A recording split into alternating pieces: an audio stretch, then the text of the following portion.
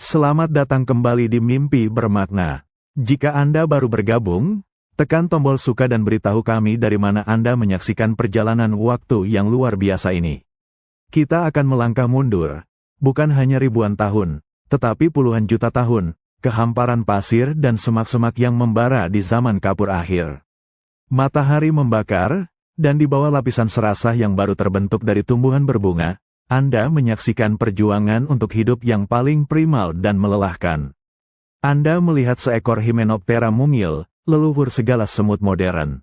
Ia bukan semut, ia adalah penyendiri, seekor tawon kuno dengan kebiasaan hidup yang keras. Setiap individu harus menempuh risiko sendirian. Ia adalah pemburu protein, menyelinap melalui rumput purba untuk melumpuhkan serangga lain, dan menyeret mangsa itu kembali ke liang sederhana yang ia gali di tanah. Tujuannya hanyalah satu, menyimpan makanan yang cukup untuk satu larva yang tersimpan di dalam sel, sebelum ia pergi dan memulai siklus baru. Ini adalah perjuangan yang brutal, berisiko tinggi, dan tidak efisien. Anda melihat predator di mana-mana, kadal kecil, laba-laba, burung purba yang berspesialisasi dalam memakan serangga. Setiap perjalanan mencari makan adalah pertaruhan nyawa. Kehidupan soliter, yang berhasil bagi miliaran tahun evolusi, kini menjadi beban di tengah persaingan sumber daya yang semakin ketat. Alam menuntut solusi yang lebih radikal. Lalu, Anda melihat pergeseran perilaku yang menentukan. Induk ini, alih-alih pergi setelah menetaskan telur, ia memutuskan untuk tinggal. Anda mengamati ia melindungi larvanya dari parasit dan pemangsa. Ini adalah tingkat subsosial yang paling dasar. Sang induk berinvestasi lebih jauh dalam kesuksesan keturunan pertamanya. Namun, lompatan yang benar-benar mengubah segalanya terjadi pada generasi berikutnya. Keturunan pertama ini, alih-alih tumbuh dewasa, kawin, dan memulai koloni mereka sendiri, mereka tetap tinggal.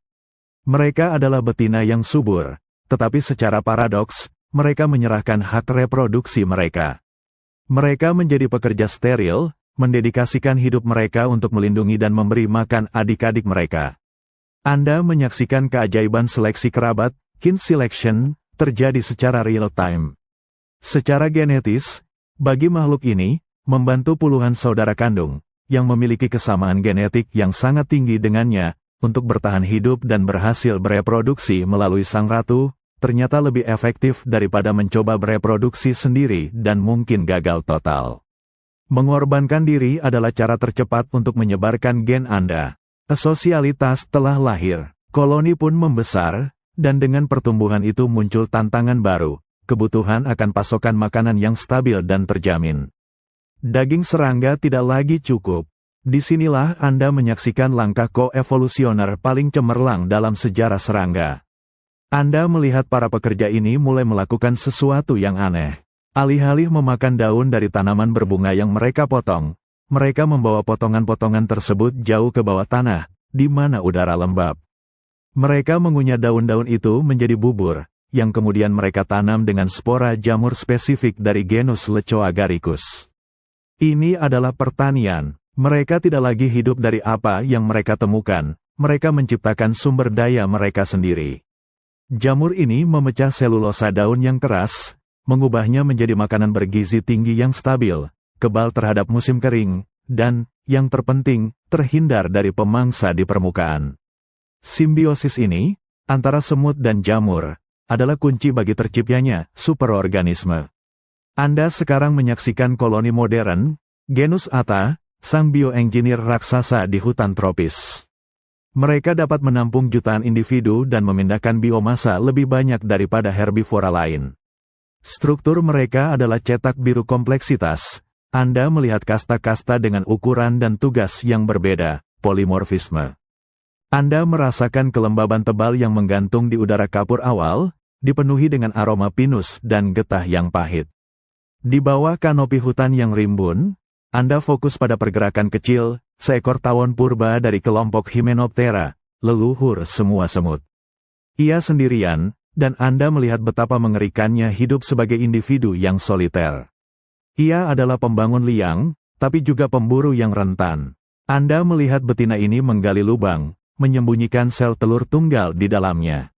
Namun, Pekerjaan yang paling berat baru dimulai, penyediaan. Dia harus berburu ulat atau serangga yang jauh lebih besar, melumpuhkannya, dan menyeret mangsa yang berat itu ke liang. Ini memerlukan beberapa perjalanan, menghabiskan energi yang luar biasa. Setiap langkah yang ia ambil di permukaan tanah adalah risiko yang fatal. Anda menyaksikan ancaman tak berkesudahan yang ia hadapi. Di atas, burung-burung purba mengincar. Di bawah, laba-laba dan nematoda parasit menunggu. Ia tidak hanya berjuang untuk hidupnya sendiri, tetapi juga untuk seluruh masa depan genetiknya yang tergantung pada satu larva yang belum matang. Jika ia dimakan predator, atau jika parasit menemukan liangnya saat ia pergi, seluruh investasi energinya, dan lini keturunannya, lenyap. Ini adalah sistem reproduksi yang sangat tidak efisien. Alam, dalam permainannya yang tak kenal lelah, harus menemukan cara untuk mengurangi risiko kegagalan total ini. Lalu, Anda melihat terjadinya pergeseran yang halus namun monumental, didorong oleh tekanan predasi dan persaingan sumber daya yang meningkat. Induk ini tidak lagi pergi setelah penyediaan awal. Ia memilih untuk tinggal. Anda mengamati ia berjaga di pintu liang, menggunakan mandibula dan sengatnya untuk menghalau setiap ancaman mikro. Dia terus-menerus membawa pulang makanan segar untuk larva, memberi makan secara bertahap. Perawatan subsosial ini, tinggal lebih lama di rumah, meningkatkan peluang kelangsungan hidup larva secara dramatis. Tetapi, lompatan evolusioner sejati terjadi pada keturunan pertamanya. Mereka menetas, tumbuh dewasa, namun Anda melihat mereka tidak meninggalkan sarang untuk mencari pasangan. Mereka memilih untuk tetap tinggal. Mereka menjadi betina yang steril, mendedikasikan hidup mereka untuk membantu ibu mereka membesarkan adik-adik mereka selanjutnya. Sebuah paradoks yang hanya bisa dijelaskan oleh genetika Hymenoptera. Anda menyaksikan matematika brutal seleksi kerabat, kin selection. Karena sistem penentuan jenis kelamin unik mereka, haplodiploidi, betina yang bersaudara jauh lebih terkait secara genetik satu sama lain, rata-rata 75%, daripada hubungan mereka dengan potensi keturunan mereka sendiri, 50%. Jadi, secara genetis, bagi pekerja ini, investasi terbesar untuk menyebarkan gen mereka adalah melalui produksi massal saudara kandung, yang dijamin oleh ratunya yang terlindungi. Mereka memilih sterilitas. Mereka memilih pengorbanan reproduksi diri demi kesuksesan kolektif. Beban tunggal si tawon purba itu kini terangkat. Risiko individu didistribusikan. Inilah kelahiran kasta pekerja yang steril, fondasi bagi superorganisme yang akan mendominasi ekosistem hutan tropis. Perpindahan dari risiko soliter yang tinggi ke efisiensi kolektif yang stabil ini adalah salah satu kemenangan terbesar evolusi. Ia menunjukkan bahwa dalam perlombaan untuk bertahan hidup, terkadang, melepaskan hak pribadi adalah satu-satunya jalan menuju supremasi abadi. Anda menghirup aroma lebat dari hutan hujan Paleogen, saat bumi sedang pulih dari bencana kepunahan massal. Lingkungan ini kaya, tetapi juga sangat kompetitif. Kehidupan serangga meledak, menciptakan tekanan tak terhindarkan untuk mengamankan sumber daya yang berharga, makanan yang stabil untuk keturunan. Anda membandingkan dua model kehidupan yang berdampingan, tawon soliter yang kita lihat sebelumnya, dan kerabatnya yang baru berevolusi, tawon subsosial sederhana. Tawon subsosial ini, yang telah mengambil langkah pertama menuju kehidupan kolonial, memiliki masalah yang unik. Karena mereka tidak lagi menyimpan satu larva dengan makanan untuk seumur hidup, tetapi memberi makan banyak larva secara progresif, mereka harus sering keluar sarang. Dan setiap kali mereka kembali dengan mangsa, sarang mereka menjadi target. Mereka telah menciptakan akumulasi kekayaan, sebuah sumber daya terkonsentrasi yang mengundang predator dan pencuri.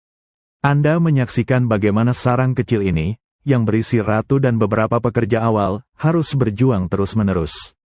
Jika seluruh investasi genetik terkonsentrasi di satu tempat, di satu lubang tanah, perlindungan menjadi prioritas mutlak. Inilah tekanan yang mendorong spesialisasi. Anda mengamati ratunya, yang perutnya membesar, semakin tidak cocok untuk berburu. Ia menjadi mesin produksi telur, terlindungi di ruang bawah tanah. Sementara itu, para pekerja steril yang mengelilinginya mulai menunjukkan variasi dalam ukuran dan perilaku. Ini adalah langkah awal menuju polimorfisme. Beberapa pekerja menjadi lebih berani, mengarahkan energi mereka sepenuhnya pada pertahanan liang, menggunakan mandibula mereka sebagai perisai.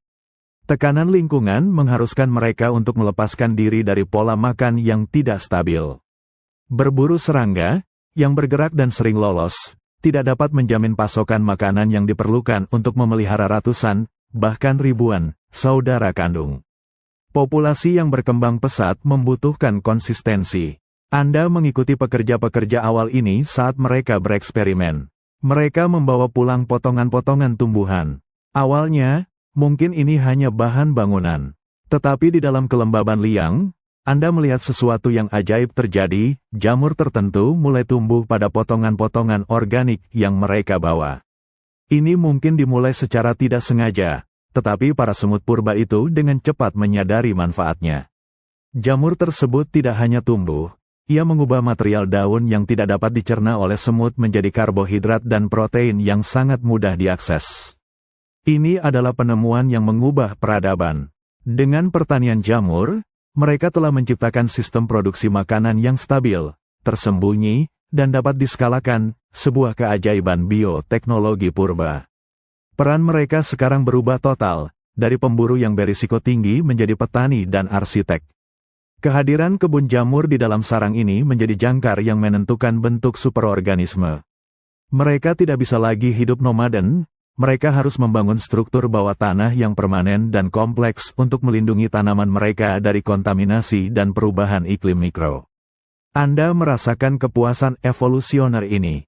Sistem soliter yang bergantung pada keberuntungan kini digantikan oleh mesin genetik yang berjalan dengan presisi dan produksi yang terjamin. Melalui simbiosis dengan jamur, semut-semut purba ini telah menemukan cara untuk menipu ketidakpastian alam. Ini adalah jaminan kelangsungan hidup yang membuka jalan bagi koloni raksasa yang kita kenal hari ini. Peradaban mereka lahir bukan dari tanah, tetapi dari pertanian. Anda merasakan suhu tanah yang hangat dan lembab, ini adalah zona transisi yang berbahaya.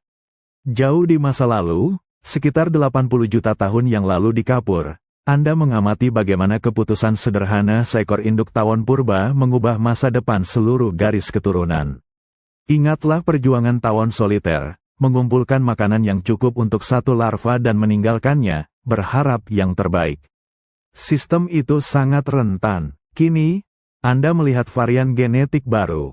Induk betina ini, didorong oleh tekanan seleksi yang kuat dari predator dan parasit, membuat keputusan evolusioner untuk memperpanjang pengasuhan.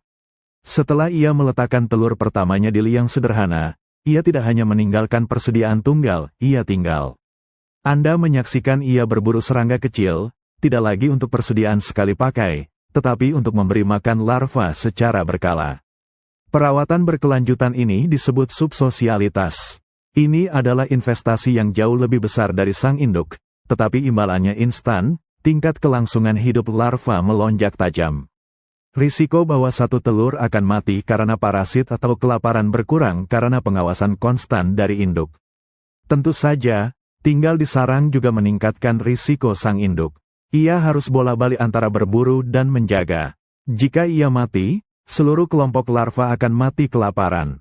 Namun, dalam lingkungan kapur yang penuh tekanan, risiko kolektif yang dikelola ini terbukti lebih sukses daripada risiko individu yang brutal dari gaya hidup soliter. Lalu, Anda menyaksikan momen krusial berikutnya, saat telur generasi kedua menetas. Ini bukan sekadar penambahan jumlah individu, ini adalah pengorganisasian. Keturunan pertama ini, yang Anda saksikan dilindungi dan dirawat oleh ibunya, kini dewasa. Secara naluriah, didorong oleh mekanisme genetik yang kita kenal sebagai haplodiploidi, yang membuat mereka lebih terkait erat dengan saudara kandung daripada keturunan mereka sendiri, mereka memilih untuk tidak pergi. Mereka mulai bekerja. Anda melihat mereka mengambil alih tugas-tugas yang sebelumnya membebani sang induk. Mereka memperluas liang, menggali terowongan samping, menciptakan ruang yang lebih aman. Mereka membantu membersihkan dan memberi makan larva generasi berikutnya. Sang induk, sekarang ratu pertama, dapat fokus sepenuhnya pada fungsi genetiknya, produksi telur tanpa henti. Tubuhnya berubah. Otot-otot terbangnya menyusut, perutnya membesar menjadi pabrik telur yang efisien. Ia terikat pada liang, tidak berdaya tanpa perlindungan keturunannya, tetapi sekarang, ia adalah pusat kekuatan reproduksi yang belum pernah ada sebelumnya. Anda menyaksikan perpindahan kekuasaan dari individu yang serba bisa menjadi mesin kolektif. Dari induk tunggal, yang rentan menjadi keluarga permanen, yang berfungsi sebagai satu unit. Liangnya menjadi sarang yang lebih stabil, tempat yang tidak hanya untuk bertahan hidup, tetapi untuk menghasilkan kelebihan. Inilah bagaimana beban untuk bertahan hidup diangkat. Bukan dengan menjadi lebih kuat secara individu, melainkan dengan membagi tugas dan menyublimasikan ambisi reproduksi pribadi. Melalui pengorbanan ini, mereka menciptakan organisme super pertama, menjamin ketahanan genetik yang jauh melampaui apa yang bisa dicapai oleh seekor tawon yang sendirian di pasir kapur. Kehidupan individu mungkin singkat, tetapi garis keturunan ini sekarang hampir abadi. Anda berbaring rata di lantai hutan hujan Eosen, 50 juta tahun yang lalu. Udara penuh dengan kelembaban hutan purba, dan kehidupan serangga mencapai puncak keragaman. Di tengah hiruk-pikuk ini, Anda menyaksikan konsekuensi langsung dari kehidupan kolonial awal, ancaman yang terkonsentrasi. Ingatlah, sarang kolonial sederhana adalah harta karun genetik dan nutrisi. Jika satu tawon soliter adalah sasaran kecil, maka koloni, meski kecil, adalah bufet yang kaya raya. Predator dan parasit tidak bodoh. Mereka belajar bahwa jika mereka menyerang sarang, mereka dapat melumpuhkan seluruh generasi makanan. Anda menyaksikan seekor tawon parasitoid menyelinap di dekat pintu masuk liang. Di masa lalu, parasit ini harus mencari setiap telur tawon soliter secara individu. Sekarang, ia hanya perlu menemukan satu sarang untuk mengakses lusinan larva. Tekanan untuk bertahan melawan serangan terpusat ini meningkat secara eksponensial. Inilah mengapa kasta pekerja menjadi kebutuhan, bukan kemewahan. Anda melihat para pekerja ini bergegas kembali, tidak hanya membawa makanan tetapi juga menjaga perimeter. Mereka adalah pelindung yang siap mati, karena kematian individu mereka memastikan kelangsungan hidup genetik kolektif mereka, melalui ratu dan adik-adik mereka. Anda menyaksikan evolusi pertahanan terkoordinasi. Dibandingkan dengan perlawanan tunggal, respons kolektif jauh lebih efektif. Ketika tawon parasitoid itu mendekat, ia disambut oleh 3 tawon pekerja. Bau asam yang mereka lepaskan, sinyal kimia alarm, membuat serangan itu tidak mungkin dilakukan. Keberhasilan koloni awal ini mengubah lanskap ekologi. Mereka tidak hanya harus mempertahankan diri dari serangan langsung, tetapi juga mengelola sumber daya yang melimpah yang sekarang mereka hasilkan. Di dalam kegelapan liang, jamur yang mereka tanam, sejak evolusi subsosial yang kita saksikan sebelumnya, membutuhkan perawatan terus-menerus. Ini membutuhkan spesialisasi lebih lanjut, polimorfisme. Anda melihat ukuran tubuh para pekerja mulai berbeda. Pekerja terkecil, dengan rahang yang halus, mengkhususkan diri pada kebun jamur. Mereka harus menjaganya dari jamur asing yang kontaminan. Sementara itu, pekerja terbesar, dengan kepala besar dan rahang yang kuat, lebih sering berada di luar, menjadi prajurit yang tugasnya menghancurkan. Tekanan predator menciptakan kebutuhan akan bala bantuan fisik. Tekanan pengelolaan pertanian menciptakan kebutuhan akan perawat. Evolusi menanggapi dengan membagi tubuh mereka menjadi mesin yang disesuaikan dengan tugas. Lompatan terbesar datang saat mereka beralih dari memakan sisa-sisa serangga kecil menjadi memanen tumbuhan dalam skala besar. Mereka tidak lagi mencari mangsa, tetapi mereka merambah hutan untuk daun. Anda sekarang melihat spesies yang telah sepenuhnya menguasai pertanian. Mereka adalah Atta Purba. Jalur mereka di hutan seperti jalan raya yang padat. Mereka memotong daun, berjalan kembali, dan di setiap jalur itu, ada prajurit yang jauh lebih besar dan lebih agresif, menjaga aliran sumber daya. Ini adalah pemahaman yang mendalam tentang keamanan, bukan hanya tentang menangkis bahaya, tetapi juga tentang melindungi ekonomi. Semut Atta modern yang Anda lihat hari ini, dengan kasta prajurit yang mendominasi dan kasta perawat yang tersembunyi, adalah hasil langsung dari jutaan tahun pengepungan tanpa henti oleh predator dan parasit. Dalam perjuangan evolusioner ini, hanya melalui pengorganisasian militer dan pertanian skala besar, mereka dapat bertahan. Anda berada di bawah tanah yang gelap, mencium aroma jamur dan tanah lembab yang dalam. Kita melintasi garis waktu evolusi, fokus pada satu fenomena kunci yang memisahkan kehidupan individu dari kehidupan sosial, generasi yang tumpang tindih. Bayangkan seekor tawon soliter purba. Ia bertelur, keturunannya menetas, dan kemudian, setelah keturunan itu dewasa, mereka meninggalkannya. Lingkaran hidup yang bersih, satu generasi demi satu. Namun, Anda mengamati liang tawon subsosial primitif ini. Keturunan pertama, para pekerja pendahulu, tidak pernah pergi. Mereka tinggal bersama induk mereka, sang ratu, yang terus menghasilkan telur baru. Untuk pertama kalinya, Anda melihat 3 generasi hidup dan bekerja berdampingan, induk pendiri, anak-anak pekerja, dan bayi-bayi larva yang baru menetas. Ini adalah koeksistensi yang sederhana, tetapi konsekuensinya sangat mendalam. Kehadiran generasi tumpang tindih ini memungkinkan pembagian kerja yang primitif. Larva muda membutuhkan perawatan yang konstan, dan sekarang, ada lebih dari satu individu yang menyediakan sumber daya. Induk, yang sekarang secara genetik didorong untuk fokus pada produksi telur, karena bantuan dari anak-anaknya meningkatkan kelangsungan hidup genetiknya, mempercayai keturunan pertamanya untuk merawat adik-adik mereka. Anda menyaksikan bentuk gotong royong yang paling awal. Para pekerja ini membersihkan kotoran liang, mempertahankan lorong masuk, dan yang terpenting, mereka memastikan aliran nutrisi yang stabil. Kerjasama ini jauh lebih unggul daripada penyediaan tunggal yang genting. Pikirkan keuntungannya, jika sang ratu, pusat reproduksi koloni, mati setelah berhasil memproduksi beberapa pekerja, koloni masih memiliki peluang untuk bertahan hidup. Para pekerja ini dapat terus merawat larva sampai generasi baru lahir. Kesinambungan ini, kemampuan untuk mengatasi kegagalan individu melalui kekuatan kolektif, adalah penemuan evolusioner yang mengubah permainan. Namun, kolaborasi ini bukan tanpa biaya. Anda melihat bahwa para pekerja ini, meskipun secara genetik mampu bereproduksi, secara naluriah, atau melalui kontrol feromon ratu, memilih untuk tidak melakukannya. Mereka mengorbankan kesempatan mereka sendiri untuk menjadi ratu demi meningkatkan kesuksesan ratusan saudara kandung. Ini adalah pengorbanan ultimate, yang dipaksakan oleh matematika genetika Hymenoptera. Karena ratu terus hidup dan terus bertelur, liang itu tumbuh menjadi sarang yang lebih besar. Mereka harus menggali lebih dalam untuk menyimpan sumber daya mereka yang semakin melimpah. Ruang-ruang terpisah mulai terbentuk, ruang untuk ratu, ruang untuk membuang limbah, dan ruang khusus untuk menyimpan makanan. Keberadaan jamur yang mereka tanam, yang membutuhkan suhu dan kelembaban konstan, memaksa mereka untuk menjadi arsitek ulung. Anda melihat mereka memadatkan tanah untuk mencegah longsor dan bahkan menanam akar-akar kecil untuk memperkuat atap sarang. Apa yang dimulai sebagai keputusan sederhana oleh seekor induk untuk tinggal dan melindungi anaknya, kini berevolusi menjadi sebuah masyarakat. Generasi yang tumpang tindih ini adalah kanvas tempat semua kompleksitas superorganisme akan dilukis, dari pembagian tugas sederhana hingga kasta-kasta spesialisasi.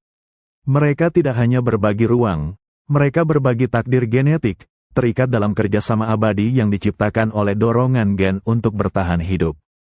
Anda melihat lebih dekat pada kode kehidupan, jauh melampaui perilaku yang terlihat. Kita berada di dalam genom semut purba, di mana sebuah anomali genetik fundamental mengubah nasib sosial mereka selamanya. Ini adalah cerita tentang matematika kekerabatan, dan bagaimana angka-angka sederhana mendorong pengorbanan terbesar. Di sebagian besar kehidupan, termasuk kita, individu memiliki 2 set kromosom, satu dari ayah, satu dari ibu. Kekerabatan Anda dengan saudara kandung adalah 50%.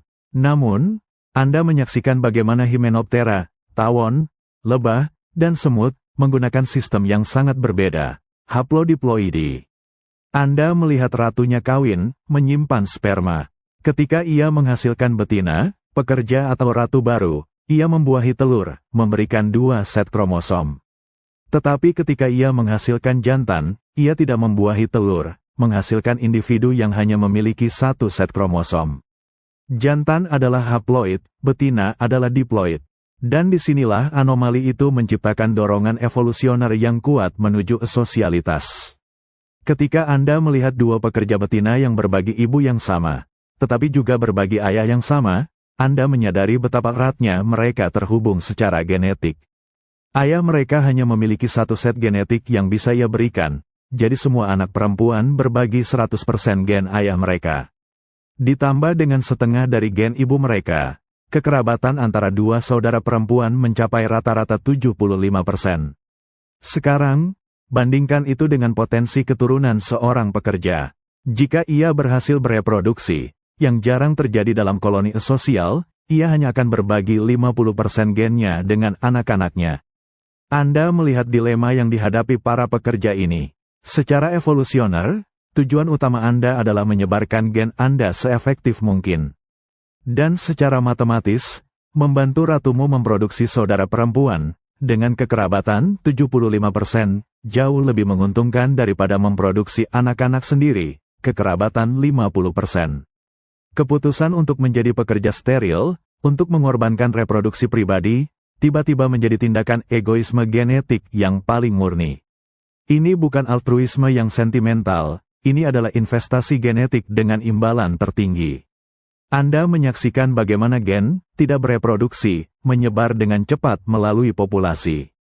Seekor pekerja yang berdedikasi akan meningkatkan kelangsungan hidup puluhan saudara perempuannya, dan dengan demikian, meningkatkan kelangsungan gennya sebesar 75% per individu.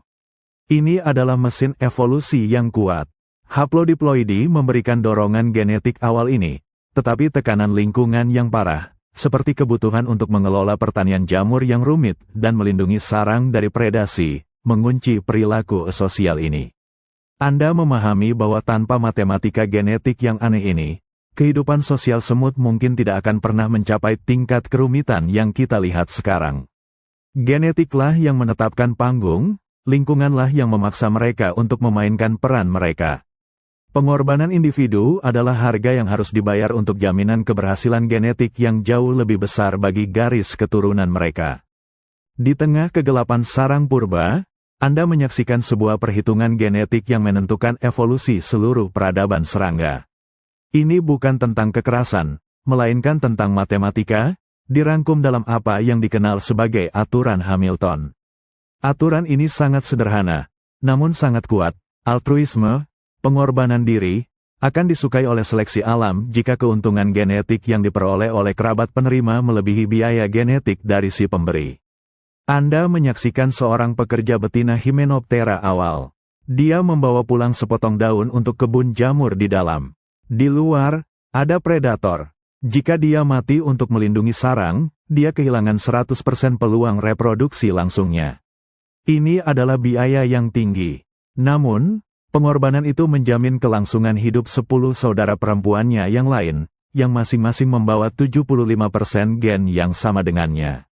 Anda melihat bagaimana seleksi alam mendorong perilaku yang secara individual terlihat fatal. Dalam sistem haplodiploidi ini, di mana kekerabatan antar saudara perempuan adalah 75%, investasi dalam keluarga besar menghasilkan pengembalian genetik yang lebih tinggi daripada mencoba memulai keluarga kecil sendiri, kekerabatan 50%. Ini adalah paradoks mendasar dari sosialitas. Cara tercepat untuk menyebarkan gen Anda adalah dengan tidak bereproduksi. Seiring berjalannya waktu, Anda menyaksikan gen-gen yang mendorong sterilitas dan pengorbanan ini menyebar melalui populasi semut. Ini bukan keputusan moral, ini adalah paksaan statistik. Semut yang memiliki variasi genetik yang mendorong kerja tim dan pengorbanan, seperti menyerahkan hidup untuk mempertahankan pintu masuk liang, meninggalkan lebih banyak salinan gen mereka di generasi berikutnya, bukan melalui keturunan mereka sendiri, tetapi melalui kelangsungan hidup saudara-saudara mereka. Dorongan untuk melindungi investasi genetik ini kemudian diperkuat oleh penemuan pertanian jamur. Setelah mereka menciptakan sumber daya makanan yang stabil dan bernilai tinggi, sarang tersebut menjadi target yang lebih besar lagi. Tidak ada lagi semut yang bisa bertahan sendirian, mereka harus menjadi kolektif yang tak terpisahkan untuk mempertahankan kekayaan agrikultural mereka. Anda melihat evolusi kasta prajurit raksasa, Major, yang tugas hidupnya adalah untuk menghadapi kematian di jalur makanan atau di ambang sarang. Mereka adalah representasi fisik dari aturan Hamilton. Ukuran besar dan rahang kuat mereka adalah biaya energi yang besar bagi koloni, tetapi keuntungan yang mereka berikan perlindungan garis hidup jamur jauh melebihi biaya itu. Selama jutaan tahun, seleksi kerabat ini menciptakan superorganisme yang semakin kompleks. Semut modern, seperti Atta, bukan lagi sekumpulan individu. Mereka adalah satu unit genetik yang berkelanjutan, di mana setiap kasta adalah sel yang dirancang sempurna untuk tugasnya, diprogram untuk kesuksesan bersama. Anda menyadari bahwa semua kompleksitas yang Anda saksikan di lantai hutan, jalur semut yang sibuk, bukit sarang yang besar, berawal dari keunikan matematika yang menginstruksikan seekor tawon kecil purba untuk menang dalam evolusi. Anda harus rela melepaskan segalanya. Anda merasakan kesulitan nyata dalam kehidupan purba, keterbatasan sumber daya. Di hutan hujan kapur yang lebat, persaingan untuk mendapatkan makanan yang bisa dimakan, yang bisa disimpan, yang bisa bertahan melawan panas dan kelembaban, adalah hambatan evolusioner yang brutal.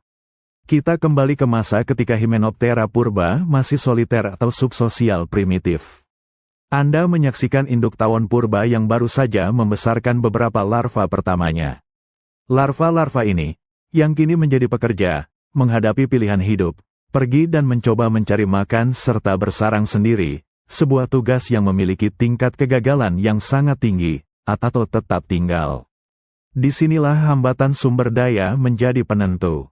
Di lingkungan kapur, menemukan lokasi sarang yang aman, bahan makanan yang terjamin, dan menghindari predator adalah pekerjaan penuh waktu.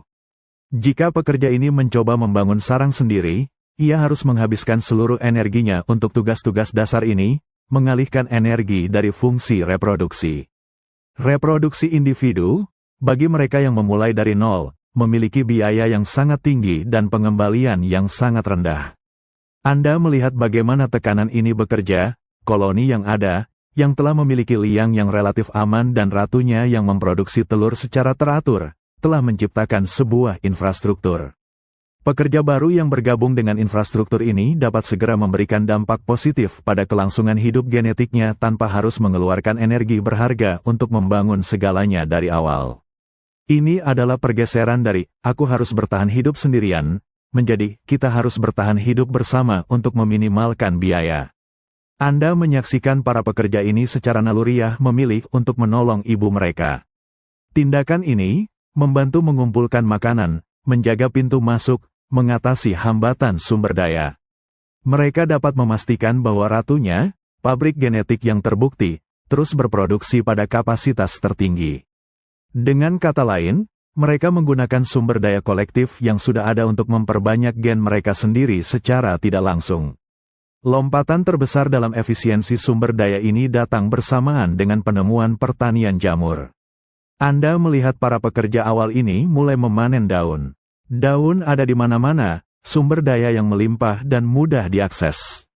Mereka tidak lagi perlu mengejar serangga, sebuah pengejaran yang mahal secara energi dan berisiko. Dengan menumbuhkan jamur Leco agaricus di dalam sarang, mereka telah memecahkan masalah kelangkaan makanan. Jamur adalah makanan yang terkonsentrasi, dapat diproduksi massal, dan disimpan di tempat aman di bawah tanah. Ini adalah kunci yang membuka batas pertumbuhan koloni. Anda sekarang melihat koloni purba yang awalnya terbatas hanya beberapa lusin individu karena kendala makanan, tiba-tiba dapat menopang ratusan, lalu ribuan. Spesialisasi tenaga kerja dapat dimulai karena tidak ada lagi hambatan sumber daya. Pekerja bisa menjadi minims yang mengurus jamur tanpa khawatir tentang predasi, atau major yang mempertahankan jalur tanpa harus mencari makan. Pengorbanan reproduksi pribadi, yang didorong oleh matematika kekerabatan, menjadi satu-satunya cara yang wajar bagi gen mereka untuk memaksimalkan potensi sumber daya baru yang melimpah ini. Jika mereka semua mencoba mereproduksi, mereka akan memperebutkan makanan dan sarang, dan akhirnya runtuh. Dengan menyerahkan reproduksi, mereka memastikan kelimpahan kolektif. Evolusi tidak memilih yang paling kuat, tetapi yang paling efisien dalam mengelola sumber dayanya. Anda menyaksikan momen yang menentukan dalam sejarah kehidupan serangga, titik tanpa kembali. Pada awalnya, pekerja subsosial awal ini hanyalah betina yang tertunda. Mereka mampu kawin, mereka memiliki potensi reproduksi, tetapi mereka memilih, secara naluriah, untuk membantu ibu mereka. Itu adalah pilihan perilaku, bukan paksaan biologis. Namun, di bawah tekanan lingkungan dan matematika genetik, aturan Hamilton, seleksi alam mulai mendorong perubahan fisik. Anda melihat ratunya, yang perutnya membesar dan tidak lagi cocok untuk berburu, mengeluarkan feromon yang semakin kuat. Feromon ini adalah sinyal kimia yang sangat efektif, yang secara fisik menekan perkembangan ovarium pada keturunan betina yang baru menetas. Ini bukan lagi hanya tentang pilihan. Anda menyaksikan munculnya kasta pekerja steril, sebuah perubahan yang tak dapat diubah. Pekerja ini secara biologis didorong untuk mengurus sarang dan mencari makan, tidak pernah berburu pasangan. Tubuh mereka mulai mencerminkan fungsi tunggal ini. Ukuran mereka menjadi lebih kecil, menghabiskan lebih sedikit sumber daya, dan mereka menjadi ahli dalam tugas tertentu, seperti membersihkan atau menggali.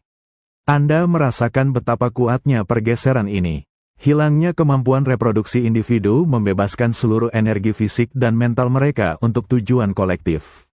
Semua fokus kini tertuju pada efisiensi. Inilah sosialitas sejati. Begitu kasta steril ini muncul, ketergantungan koloni pada mereka menjadi mutlak. Ratunya, yang telah kehilangan kemampuan untuk mencari makan atau mempertahankan diri, sepenuhnya bergantung pada pekerja untuk kelangsungan hidupnya.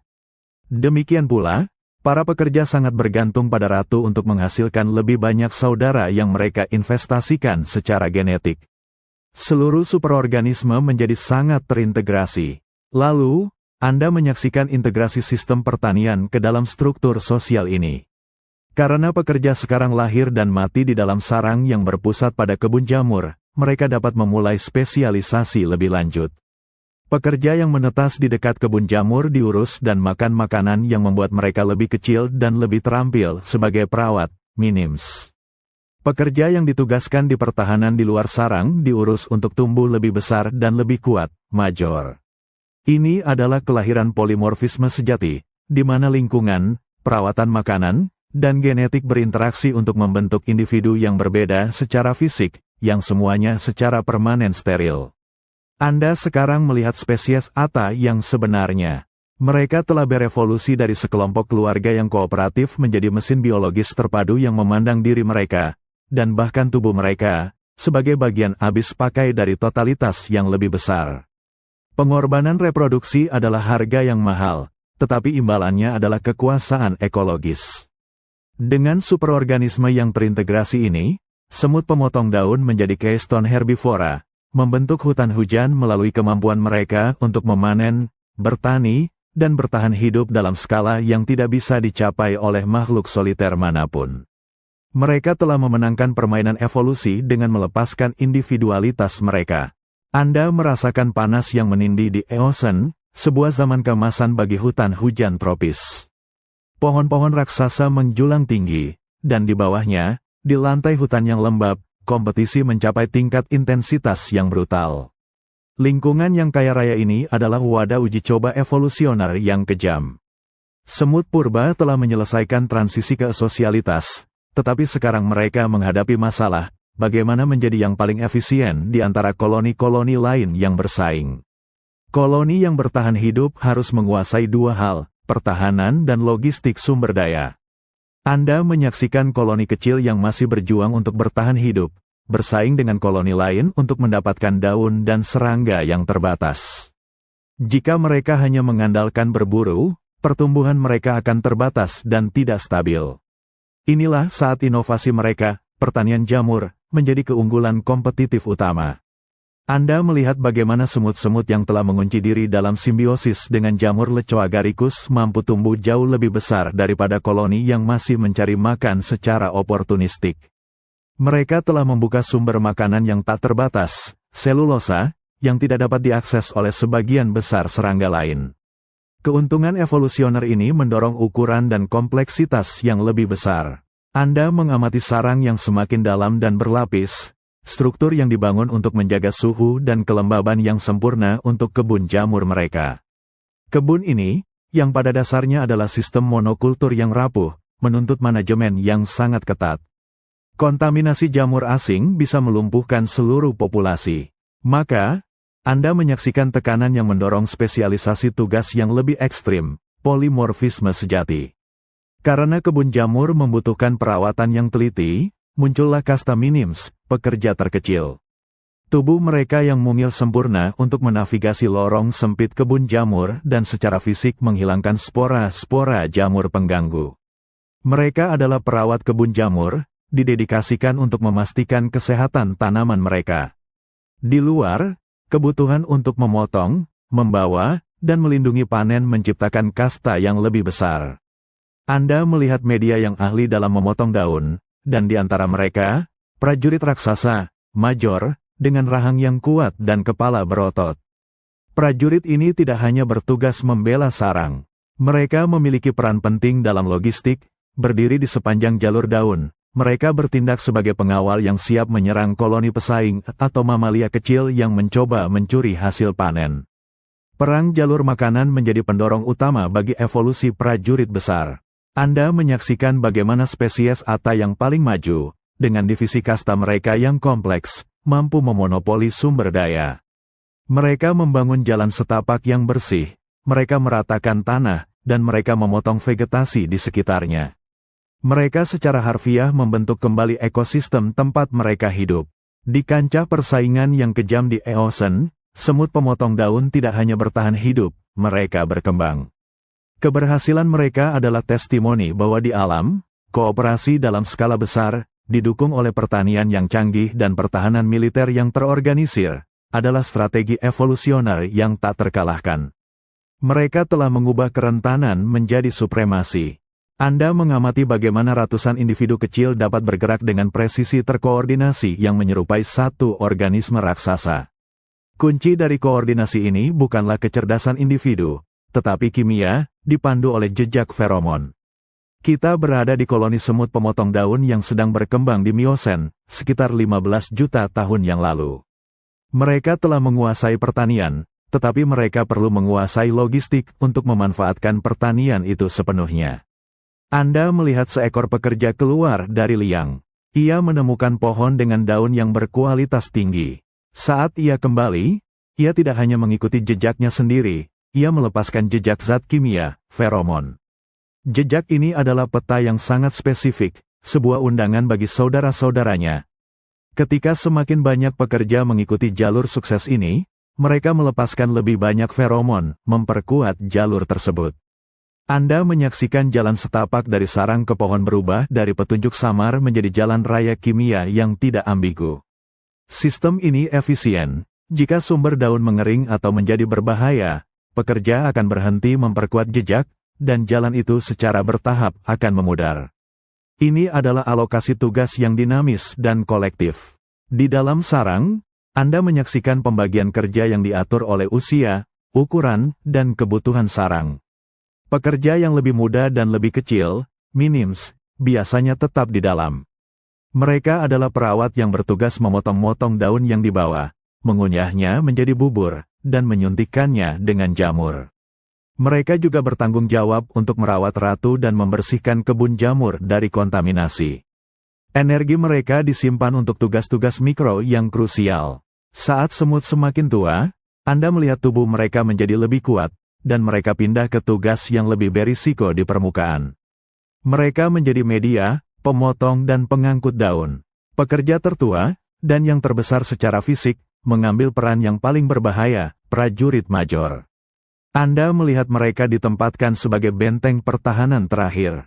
Mereka telah menyelesaikan siklus tugas dalam sarang dan sekarang, secara harfiah, siap untuk dibuang. Pengorbanan mereka di lapangan tidak mengganggu fungsi internal sarang, yang sudah diisi oleh pekerja yang lebih muda. Pemisahan tugas berdasarkan usia dan ukuran ini adalah sebuah mahakarya efisiensi. Tidak ada satupun semut yang tahu keseluruhan rencana, tetapi setiap semut bereaksi terhadap sinyal kimia dan kebutuhan terdekatnya. Anda menyaksikan bagaimana superorganisme ini mengelola diri sendiri. Jika kebun jamur membutuhkan lebih banyak material, lebih banyak pekerja direkrut ke jalur feromon. Jika sarang diserang, feromon alarm dilepaskan, memobilisasi para prajurit. Semut pemotong daun adalah bukti bahwa tanpa kepemimpinan terpusat, tanpa kesadaran individu yang tinggi, sistem yang didorong oleh sinyal kimia sederhana dan pembagian kerja yang kaku dapat membangun peradaban agrikultural yang mendominasi seluruh bioma. Kejeniusan evolusioner terletak pada kemampuan mereka untuk menjadikan seluruh koloni sebagai satu-satunya unit yang diperhitungkan. Anda mencium aroma tajam getah dan tanin, bau pahit pertahanan kimia. Kita berada di jantung hutan hujan Kenozoikum, di mana persaingan antara tanaman dan herbivora adalah perang kimia yang tak berkesudahan. Sejak kemunculan tumbuhan berbunga, Anda menyaksikan evolusi mekanisme pertahanan yang canggih. Tanaman tidak bisa lari dari pemangsa, jadi mereka harus berjuang dengan racun. Getah beracun, kandungan tanin yang tinggi, atau selulosa yang sangat keras menjadi penghalang yang hampir tidak dapat ditembus oleh sebagian besar herbivora. Inilah tantangan utama yang dihadapi semut pemotong daun purba, bagaimana mereka bisa memanfaatkan sumber daya yang melimpah ini, daun, padahal daun tersebut secara biologis beracun dan tidak dapat dicerna. Jika semut mencoba memakan daun secara langsung, mereka akan mati atau tidak mendapatkan nutrisi yang cukup. Ini adalah hambatan evolusioner besar yang membatasi ukuran dan dominasi mereka. Anda melihat bagaimana sistem pertanian jamur yang mereka kembangkan menjadi jawaban yang jenius untuk masalah toksisitas ini. Jamur spesifik yang mereka tanam, dari genus Lecoagaricus, memiliki kemampuan metabolisme yang luar biasa. Ketika semut pekerja membawa potongan daun yang penuh racun ke dalam sarang, jamur itu yang melakukan pekerjaan berat. Anda menyaksikan para pekerja mengunyah daun menjadi bubur, menciptakan substrat yang sempurna. Jamur tumbuh pada substrat ini, dan seiring pertumbuhannya, ia secara bertahap memecah molekul pertahanan kimia yang beracun dan kompleks, seperti tanin. Jamur membersihkan racun. Proses ini bukan hanya membuat daun dapat dimakan, ia mengubah selulosa keras, yang tidak dapat dicerna oleh semut, menjadi karbohidrat sederhana dan protein yang mudah diserap, yaitu bagian jamur itu sendiri yang kemudian dimakan oleh semut. Ini adalah koevolusi yang sempurna. Jamur mendapatkan tempat yang aman, terlindungi dari pesaing, dengan pasokan makanan yang konstan, daun yang dibawa semut. Semut mendapatkan solusi universal untuk pertahanan tanaman. Anda menyaksikan bagaimana ketergantungan ini mendorong spesialisasi yang lebih dalam. Kasta minims di dalam sarang bukan hanya perawat jamur, mereka adalah ahli kimia yang secara rutin memeriksa kesehatan kebun jamur. Mereka bahkan menggunakan antibiotik yang mereka hasilkan sendiri dari bakteri simbion, Pseudonocardia, untuk melawan jamur parasit yang dapat membahayakan kebun jamur. Mereka menjalankan pertanian dan farmakologi secara bersamaan. Melalui kemitraan dengan jamur, semut pemotong daun berhasil melewati penghalang herbivora yang menghentikan begitu banyak spesies lain. Mereka menjadi pemakan daun yang paling dominan, tidak dengan berevolusi untuk menoleransi racun, tetapi dengan merekrut spesies lain untuk mendetoksifikasi racun bagi mereka. Keterbatasan fisik dan kimia yang dialami oleh seekor tawon soliter telah diselesaikan oleh superorganisme yang bertindak sebagai ahli biologi dan petani. Inilah harga yang harus dibayar oleh evolusi untuk mencapai dominasi ekologis. Anda harus menemukan cara untuk mengubah racun yang paling ditakuti oleh alam menjadi makanan yang stabil. Anda mundur sejenak, kembali ke ratusan juta tahun yang lalu, ketika semut masih menjadi tawon pemangsa atau pemulung sederhana. Dalam dunia yang didominasi oleh perburuan protein, Anda menyaksikan sebuah perubahan pola makan yang tidak disengaja, namun menentukan. Tawon purba, meskipun terutama memburu serangga lain untuk memberi makan larvanya, secara oportunis juga mengumpulkan materi organik apapun yang mereka temukan. Ini termasuk serpihan tumbuhan, nektar, dan bahkan sisa-sisa jamur yang tumbuh di kayu yang membusuk atau tanah lembab. Anda melihat para pekerja awal subsosial ini membawa berbagai materi ke dalam liang mereka yang lembab. Mungkin awalnya mereka menggunakannya sebagai bahan sarang atau untuk menutupi sel larva. Di lingkungan liang bawah tanah yang stabil, materi organik yang lembab ini menjadi tempat berkembang biak jamur. Inilah momen pivot. Secara tidak sengaja, semut-semut ini mulai mengonsumsi jamur yang tumbuh di materi organik yang mereka bawa. Mungkin mereka menyadari bahwa larva yang ditempatkan di dekat jamur tumbuh lebih cepat dan lebih sehat. Jamur, yang kaya akan protein dan asam amino, adalah sumber makanan superior dibandingkan dengan serangga yang sulit ditangkap. Anda menyaksikan bagaimana kecenderungan untuk memakan jamur ini, awalnya hanya sebuah pemulungan insidental, secara bertahap dipilih oleh evolusi. Semut yang secara naluriah membawa lebih banyak materi tumbuhan untuk mendukung pertumbuhan jamur, meskipun belum sepenuhnya bertani, menghasilkan lebih banyak keturunan yang bertahan hidup. Perilaku ini kemudian diperkuat seiring waktu.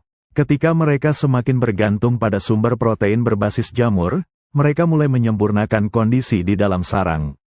Mereka mulai membersihkan liang, menjaga kelembaban, dan secara bertahap, mereka mulai memilih jenis jamur tertentu.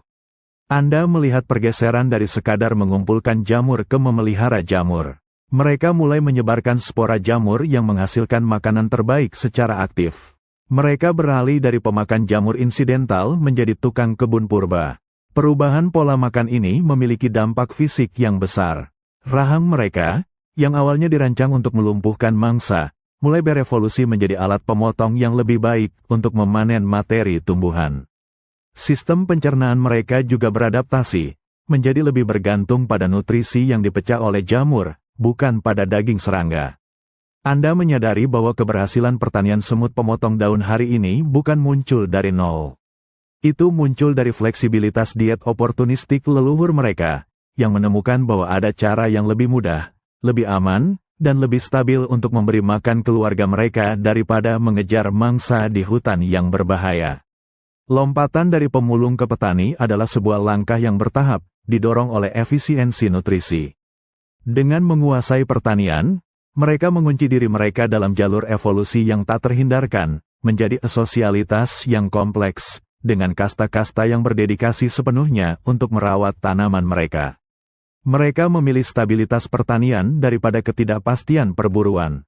Anda merasakan getaran tanah di bawah kaki. Kita berada di Amerika Selatan modern, di mana semut pemotong daun, ATA, telah menguasai rekayasa ekosistem dalam skala yang menakjubkan. Sarang mereka bukan lagi sekadar liang, itu adalah kota-kota bawah tanah yang dirancang untuk mengatasi ancaman paling halus, stres termal, dan kebutuhan ventilasi. Ketika sebuah koloni tumbuh menjadi jutaan individu, dan kebun jamur berukuran meter kubik, Anda melihat masalah yang tak terhindarkan, panas. Jamur yang tumbuh menghasilkan panas, dan ribuan semut yang bergerak juga memanaskan ruangan. Jamur simbion mereka, Leco agaricus, sangat sensitif dan hanya dapat bertahan dalam kisaran suhu yang sangat sempit. Inilah tekanan yang mendorong mereka menjadi arsitek ulung. Anda menyaksikan bagaimana sarang purba yang sederhana berevolusi menjadi struktur yang sangat kompleks. Semut pekerja menggali ruang-ruang khusus di kedalaman yang berbeda. Ruang yang dangkal mungkin digunakan untuk membuang limbah karena lebih hangat, membantu dekomposisi. Ruang utama kebun jamur digali jauh di bawah tanah, di mana suhu lebih stabil, terlindung dari fluktuasi permukaan harian. Namun, kedalaman menciptakan masalah lain, kekurangan udara segar. Anda mengamati cara luar biasa mereka mengatasi ventilasi. Para pekerja membangun terowongan vertikal yang menjulang di atas permukaan tanah, seperti cerobong asap kecil. Mereka menggali terowongan lain di kedalaman. Mereka memanfaatkan perbedaan suhu antara permukaan dan bawah tanah untuk menciptakan aliran udara alami. Udara segar ditarik masuk melalui terowongan tinggi, didorong oleh angin di permukaan, efek Bernoulli, dan udara panas serta CO2 di sarang didorong keluar melalui terowongan yang lebih rendah. Ini adalah sistem pendingin alami dan pertukaran gas, dibangun tanpa pengetahuan fisika, hanya dengan naluri evolusioner yang didorong oleh kebutuhan kelangsungan hidup jamur mereka. Selain termal, tekanan dari permintaan larva yang terus meningkat memaksa perluasan yang konstan. Ratu ATA yang sekarang dapat hidup selama lebih dari 1 dekade dan menghasilkan jutaan telur, membutuhkan pasokan makanan yang stabil dan terus bertambah. Anda menyaksikan para pekerja sibuk menggali dan memperluas. Setiap generasi pekerja baru tumbuh dalam koloni yang lebih besar dan lebih kompleks daripada yang sebelumnya. Mereka menambal, memperkuat dinding dengan tanah liat, dan bahkan menanam akar-akar kecil melalui langit-langit sarang untuk stabilitas struktural. Sarang modern yang Anda lihat, yang mencakup luas hingga 600 meter kubik dan menampung hingga 10 juta individu, adalah superorganisme itu sendiri. Itu adalah monumen beton hidup untuk rekayasa genetik dan arsitektur yang didorong oleh kebutuhan pertanian. Mereka telah mengubah lanskap bawah tanah, memastikan bahwa satu-satunya cara untuk menjamin kelangsungan hidup genetik adalah dengan menciptakan kota yang dapat mengalahkan batasan fisik suhu, kelembaban, dan ventilasi. Anda berada di dalam kegelapan, merasakan kelembaban yang ideal, seperti di ruang inkubasi yang sempurna. Kita menyaksikan bagaimana kebutuhan sederhana, mengendalikan lingkungan mikro, mendorong semut purba menjadi arsitek terorganisir. Awalnya, liang subsosial adalah lubang tunggal di tanah. Namun, begitu semut beralih ke pertanian jamur, segalanya berubah. Jamur Leco agaricus membutuhkan kelembaban yang hampir jenuh untuk tumbuh, tetapi mereka tidak boleh terendam air, dan mereka membutuhkan suhu yang stabil. Anda melihat para pekerja awal ini mulai bereksperimen dengan menggali. Mereka tidak hanya menggali liang lebih dalam untuk perlindungan, tetapi mereka menciptakan beberapa ruang, atau bilik. Bilik-bilik awal ini memiliki fungsi ganda. Yang pertama, pemisahan limbah. Semut belajar untuk menumpuk sisa daun yang sudah digunakan dan puing-puing lainnya di ruang terpisah. Ini penting untuk mencegah limbah tersebut mencemari kebun jamur yang rentan. Pemisahan limbah ini adalah langkah pertama menuju sanitasi kolonial. Kedua, bilik yang berbeda ini memungkinkan kontrol kelembaban yang lebih baik. Ruang-ruang yang lebih dalam mempertahankan kelembaban yang lebih tinggi dan suhu yang lebih dingin, yang sempurna untuk jamur. Bilik di dekat permukaan mungkin berfungsi untuk mengeringkan daun yang baru dipanen, menghilangkan kelembaban berlebih atau jamur berbahaya di permukaan sebelum daun tersebut dimasukkan ke kebun utama. Anda melihat bagaimana pembagian ruang ini secara langsung menciptakan pembagian tenaga kerja. Pekerja terkecil, minims, yang merawat kebun jamur di ruang inkubasi, menghabiskan seluruh hidup mereka di lingkungan terkontrol ini, memastikan kondisi optimal. Tubuh mereka bahkan menjadi adaptasi terhadap tugas dalam ruangan yang spesifik ini. Seiring berjalannya waktu dan koloni bertambah besar, tekanan untuk mempertahankan suhu dan kelembaban yang konstan dari fluktuasi luar semakin meningkat. Anda menyaksikan bilik-bilik ini berkembang, dihubungkan oleh jaringan terowongan yang kompleks. Ini menciptakan sebuah penyangga termal raksasa. Di sarang modern Ata, Anda melihat bagaimana mereka menggunakan tanah itu sendiri sebagai alat rekayasa. Mereka memadatkan dinding sarang untuk mencegah keruntuhan dan juga untuk mengatur pertukaran air. Mereka menciptakan sistem drainase internal, mencegah genangan air yang dapat membunuh kebun jamur dalam hitungan jam. Evolusi arsitektur ini adalah cerminan langsung dari komitmen mereka terhadap simbiosis jamur. Mereka tidak hanya membangun rumah untuk diri mereka sendiri, mereka membangun benteng bawah tanah yang dioptimalkan untuk pertanian. Anda menyimpulkan bahwa kota-kota bawah tanah semut pemotong daun yang monumental hari ini adalah respons evolusioner terhadap persyaratan lingkungan yang sangat spesifik dan ketat dari tanaman mereka. Untuk bertahan hidup dalam persaingan hutan tropis, mereka harus menciptakan zona iklim mikro yang sempurna dan berkelanjutan, yang hanya mungkin terjadi melalui kerjasama dan pengorbanan kolektif dalam skala besar. Anda merasakan udara yang bergeser, menjadi lebih kering dan sejuk. Kita telah bergeser ke Oligosen, sekitar 30 juta tahun yang lalu. Perubahan iklim global menyebabkan hutan hujan tropis yang luas menyusut, digantikan oleh hutan yang lebih kering dan sabana. Pergeseran lingkungan ini menciptakan tekanan luar biasa pada semut purba. Jika sebelumnya mereka bisa mengandalkan kelimpahan daun yang mudah diakses, kini mereka harus berhadapan dengan vegetasi yang lebih keras, lebih berserat, dan seringkali lebih beracun sebagai mekanisme pertahanan terhadap kekeringan. Inilah krisis bagi koloni semut yang berorientasi pada pertanian. Anda menyaksikan bagaimana koloni yang masih mengandalkan pola makan oportunistik menghadapi kehancuran. Mereka tidak dapat memproses materi tanaman baru yang keras ini. Hanya semut yang telah sepenuhnya mengunci diri ke dalam pertanian jamur spesifik yang dapat bertahan. Perkawinan mereka dengan jamur Leco agaricus bukan lagi sekadar keunggulan, tetapi sebuah keharusan mutlak. Anda mengamati evolusi fisik mereka sebagai respons terhadap daun yang lebih keras. Rahang para pekerja, terutama media yang bertugas memotong, menjadi lebih besar dan lebih kuat.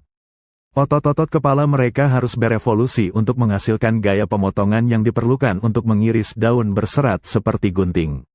Semakin sulit daun itu, semakin besar semut pemotong yang harus ada di permukaan.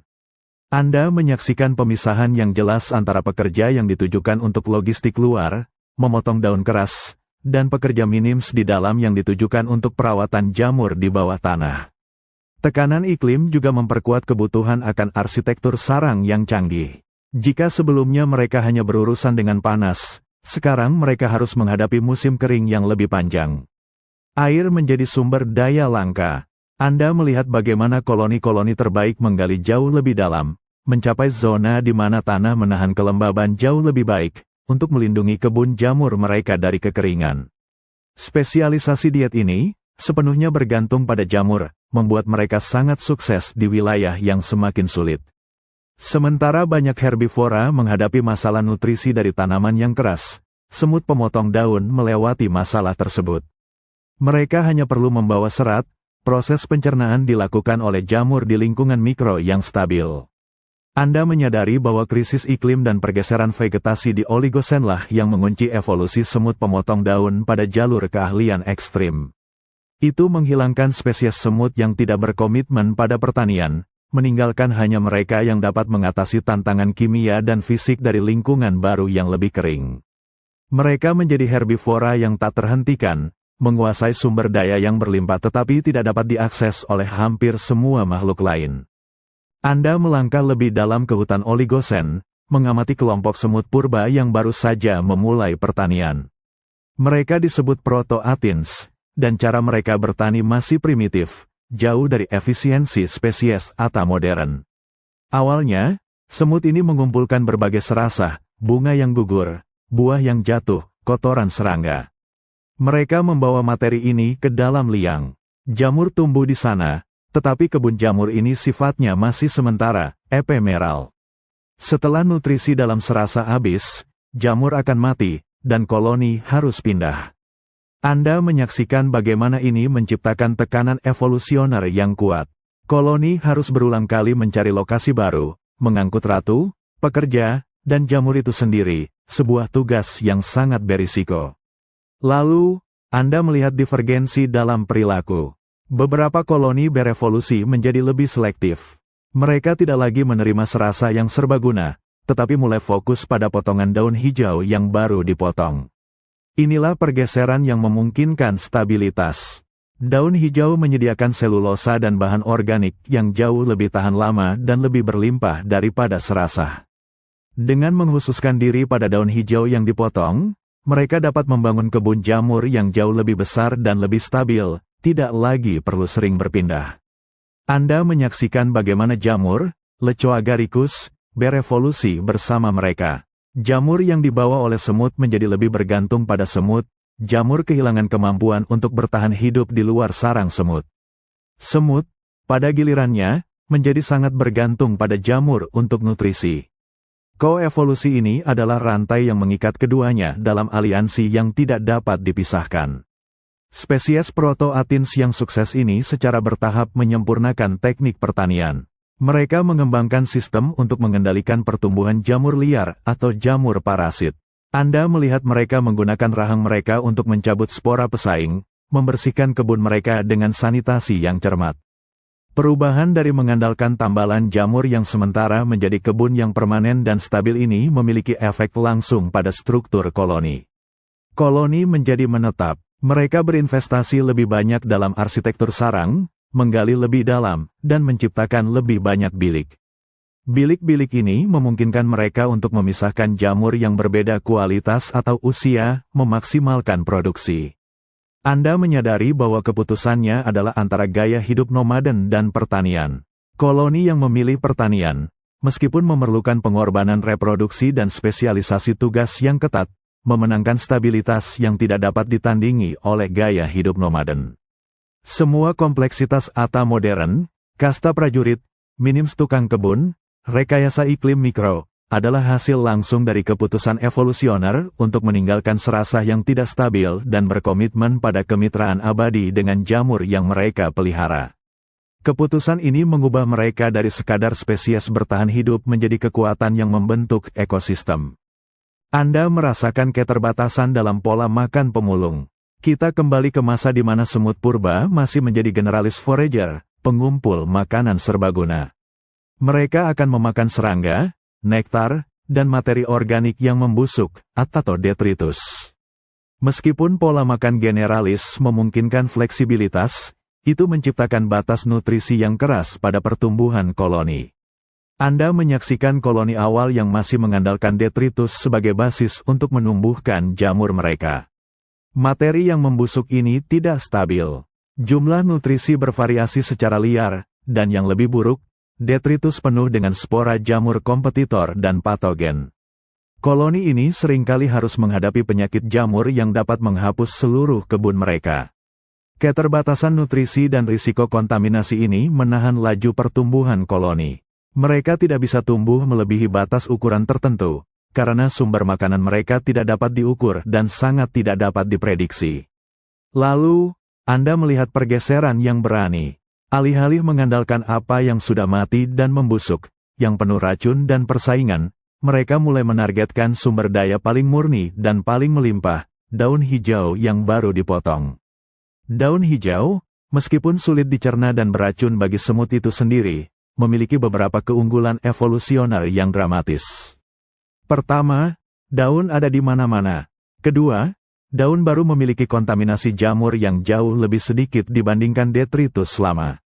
Ketiga, meskipun daun mengandung selulosa yang tidak dapat dicerna, mereka menyediakan substrat yang stabil dan berkelanjutan untuk jamur Leco agaricus. Anda melihat bagaimana koloni proto-Athens yang berani beralih ke pertanian daun hijau segera mengungguli koloni generalis. Mereka telah memecahkan hambatan nutrisi. Mereka sekarang memiliki pasokan protein yang stabil dan terkontrol, yang memungkinkan ratunya menghasilkan telur secara eksponensial. Pergeseran ini menuntut peningkatan luar biasa dalam efisiensi kolektif. Anda menyaksikan evolusi fisik para pekerja.